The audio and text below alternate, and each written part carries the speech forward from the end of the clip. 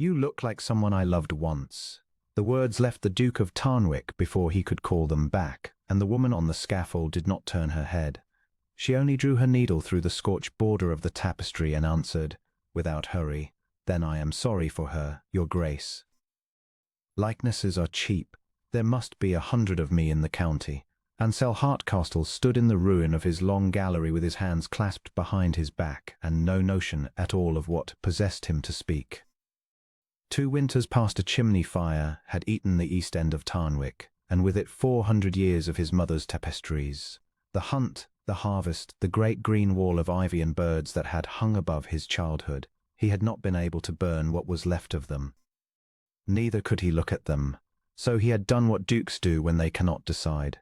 He had paid. A company of Needlewomen had come up from the towns, and for 6 months they had lodged in the west wing, unpicking char and matching wool, and he had made a point of never coming to watch. Tonight he had come because the hour was late and the house was too quiet, and because a single lamp burned at the far end of the gallery where no lamp had any business burning. "You work late," he said. "The light is better when there is only one of it," she said. "In the day the windows quarrel with the lamp, and I cannot tell the old dye from the new." He crossed the boards. Above him she was a shape in grey wool, a woman of perhaps 35, though he thought hardship might have lent her a decade she had not earned. Her hair was pinned plainly and had gone silver at one temple early. When she reached up he saw her hands. The left was seamed with an old burn from wrist to knuckle, the skin shining and tight, the fingers still working, still exact. "Forgive me," he said, "what I said. It was ill-mannered." "It was only foolish," she said. "There is a difference, and the difference is in your favor." He found that he had smiled, which surprised him, and that he did not wish to go, which surprised him more. "Your name," he said. "Mrs. Vale." "Then good night, Mrs. Vale." He did not sleep. 11 years is long enough for a man to make an ordinary peace with almost anything. Ansel had made his. He had a good estate, a cold house, and a reputation in 3 counties for being the sort of duke nobody attempted to charm twice, and none of it troubled him except in the small hours, when he was sometimes visited by the memory of a rector's daughter from Hollowbeck who had told him once, standing in the rain with a basket of somebody else's washing on her hip, that he had the face of a man who had never in his life been contradicted, and that it was doing him no good whatsoever. Damaris Wren, 19 years old, with a laugh a man could hear across a churchyard. He had meant to marry her. He had said so aloud in this house, in the very room beneath this gallery, and his father had heard him out and then explained, quite calmly, what would follow.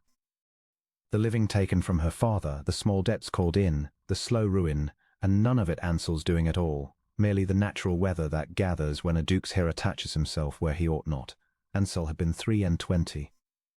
He had believed, God forgive him, that if he went abroad for a year and came back with the thing still true, it could be carried.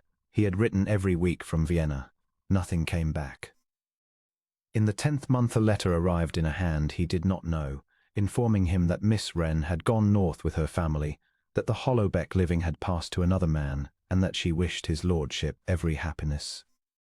He had believed it, because believing it was easier than the alternative, and because he was young and his grief flattered him. He came again the next night, and brought a second lamp. She looked at it, and then at him, with an expression he could not read. "Set it on the trestle, if you please," she said, "not the floor. The floor throws the shadow upward and makes liars of the greens." He set it on the trestle. "You know the work," he said. "I han little else for 9 years. You do it better than the others." "The others are quicker," she said. "Quick is worth more. I am kept on because I can match a dye that was mixed before my grandmother was born, and because nobody else will sit 5 hours to save a hand's breadth of somebody's ivy. Why will you?" Her needle stopped. It was a very small pause, no longer than a heartbeat, and he would think of it a great deal afterward. "Because somebody made it," she said. "That seems to me reason enough." He took to coming most evenings. He told himself it was oversight. It was not oversight. The gallery smelled of wool and lamp oil and faintly still of smoke, and in it he talked more than he had talked in a decade, and she gave him back short dry answers that had the shape of the truth and never once asked him for anything. He learned that she had been widowed. that her husband had been an elderly bookbinder in a northern town who had married her out of kindness when she had nowhere, and who had left her his tools and no money, that the burn on her hand had come from a laundry copper in a household where she had been the lowest woman in it. She told him these things the way another person might list the counties they had passed through on a coach journey, and when he said, once, that he was sorry, she looked down at him from the scaffold with something close to impatience. "Do not be," she said. "Pity is a heavy coat, your grace. I have carried enough weight. Then I withdraw it. Thank you." "It was not pity," he said. "I am not certain what it was." She resumed her stitching. "Then we shall both be spared a great deal of conversation about it." On the 11th evening he brought a chair and sat, and she came down off the scaffold to ease her back, and he saw her walk for the first time. She favoured the left leg. Not badly, only enough that a man who had spent his life watching horses would notice, and be unable to stop noticing. "An illness," she said, before he could arrange the question. "6 years ago. It nearly finished me and settled for taking the leg's opinion instead. You answer questions I have not asked. You have a loud face." He laughed. It came out of him rusty and strange and rang up into the burnt rafters, and she stood quite still in the lamplight and watched him do it, and something moved across her features and was put away again before he could catch it. That night, walking the gallery alone after she had gone up, he stopped where the great ivy tapestry hung on its frame, half restored, the new wall bright as spring against the old. He had not looked at it properly in 20 years. He looked now. Down in the corner, low, where a small person kneeling might reach, there was a mend. It was old work, honest and slightly crooked, a patch of ivy leaves rebuilt by somebody who had not been trained and had cared very much. And in among the leaves, where no bird belonged, somebody had stitched a wren. Ansel stood with the lamp shaking very slightly in his hand. He remembered the summer the rector's daughter had been brought up to Tarnwick with her father, and had got herself lost, and had been found at the end of the long gallery on her knees with her mother's workbag open beside her, mending a hole a candle had made. He remembered his mother, who had been dying and knew it, laughing until she had to sit down. He remembered the girl explaining, with enormous seriousness, that she had signed it, because everything made should be signed, and that a wren was the smallest bird, and therefore the least presumptuous signature available. He raised the lamp and moved along the frame into the new work, the bright work, the wool that had been laid in these 6 months by a woman with a burned left hand. 3 feet up, among leaves that had been dead a year ago and were green again, there was a second wren. The gallery was very cold. He stood in it a long time. She was not on the scaffold the next evening. She was sitting on the trestle bench with her workbag on her knees in her cloak, as though she had been waiting a while and had decided how to sit. "You found it," she said. "Damaris." "Yes." He had rehearsed nothing, and so nothing came. He crossed the boards and stopped a proper distance from her, because he did not trust himself nearer. "I did not know you." "No," she said. "You did not. That is the whole account of me. I stood underneath you for 11 evenings and I did not know you." Ansel. It was the first time she had used his name, and it went through him like a hand closing.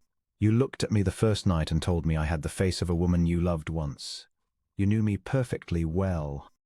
You simply could not make it fit what stood in front of you, and I did not help you, and that was my doing and not yours. Why did you not help me?" She opened the work bag, took out a small flat packet wrapped in oiled cloth, and set it on the bench between them. "Because of these."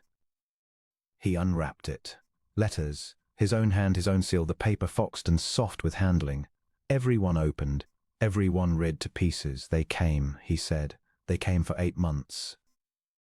Then my father was told very courteously, by a man from your family's attorney, that his living depended upon my never answering one. My father was 61 and had a wife and 2 younger daughters and no money of his own." She smoothed the oiled cloth flat with her scarred hand. "He begged me. I have never seen a man beg before or since, so I did not answer. The living was taken anyway 2 years later for a different reason, and by then you had been told I was gone north wishing you every happiness. I believed it. I know. I should not have believed it." "No," she agreed. "But you were 23 and you had been raised to believe that when a thing became difficult, someone would carry it away for you. Somebody did. She looked up. I have had 11 years to be angry, Your Grace, and I finished being angry 6 years ago in a room I did not expect to leave alive. What was left afterward was smaller, and it has kept me warm ever since, and I would rather not put it on the table for inspection. Then why did you come to Tarnwick? For the wages. 12 shillings a week and my keep. There is no romance in it. Damaris. She was quiet, then low. And because I want to see the ivy once more before somebody sold it or burned it, I was told the East End had gone. I did not know how much. Her chin came up. It was a foolish reason, and I paid a fortnight's earnings for the coach. He sat down on the bench. It was not a thing dukes did, and neither of them appeared to notice. I have looked for you, he said. Not well. Not as a man looks for a thing he means to find, because I was taught that wanting anything very much was a species of bad breeding. But there were 9 years when I did not enter a town without reading the parish list. You would not have found me. I was Vale by then. It was my mother's name. Her voice went very quiet, which was worse than breaking. You brought me a second lamp, and you never once asked me to be what I was, and you laughed like a man who had forgotten how. I have thought every night that I ought to tell you, and every night I have gone up those stairs instead. Because the moment I told you, you were going to look at my hand. He did not look at her hand. He held out his own, palm up, and waited. It took her a long moment. Then she put the burned hand into it, and he closed his fingers over the tight shining seam of it, and bent his head, and said nothing at all for a while. You are not the girl in the rain, he said at last. No, I do not want the girl in the rain. I have 11 years of her, and she is excellent company, and she never once contradicted me, because a memory cannot. He lifted his head. I have been contradicted 11 evenings running by a woman on a scaffold, and it has done me more good than the whole of the last decade. That is not a comparison, Damaris. That is a preference. She was crying without sound and without any apparent permission, and she looked furious about it. I have nothing. A work-bag, a dead man's tools, and a name that is not mine. You have signed my house twice, said the Duke of Tarnwick. 22 years apart. I should think that constitutes a claim in law. The laugh that broke out of her was the same laugh. 11 years, a burn, a fever, a bookbinder's grave, and it was the same laugh, and it went across the ruined gallery and up into the rafters, and Ansel Hardcastle discovered that a man can be brought to his knees by a sound. He did not kiss her that night. He walked her to the foot of the west stairs, let her hand go, and stood in the gallery until the lamps burned out. He married her in the Tarnwick chapel in the last week of March, before 11 people, 3 of them Needlewoman. The county had opinions. He received them with the grave, unhurried courtesy that had made men afraid of him for years, and did not trouble to answer any of them, and after a season the county discovered that the Duchess of Tarnwick could match a Flemish dye by candlelight and had opinions of her own, and decided had approved all along. The gallery took another 3 years. She would not let it be hurried, and he would not have hurried it for the world. On the evening they hung the ivy back in its place, the whole green wall of it, the hunt and the harvest and the 400 years. He took a lamp along the bottom until he found the crooked little mend in the corner where a small person kneeling could reach. 2, he said. There should be a third. There is, said his wife. He found it high up in the new work near the frame, where nobody standing on the floor would ever see it. 3 wrens on a branch of ivy, one of them silver at the temple, the whole of it stitched with a left hand that had learned to be exact. He stood beneath it until the oil was gone, and his wife came and stood beside him in the dark, and he did not speak, because there was nothing left in him that needed saying. He had been given back the smallest bird. He kept it all his days as the least presumptuous and most valuable thing he owned.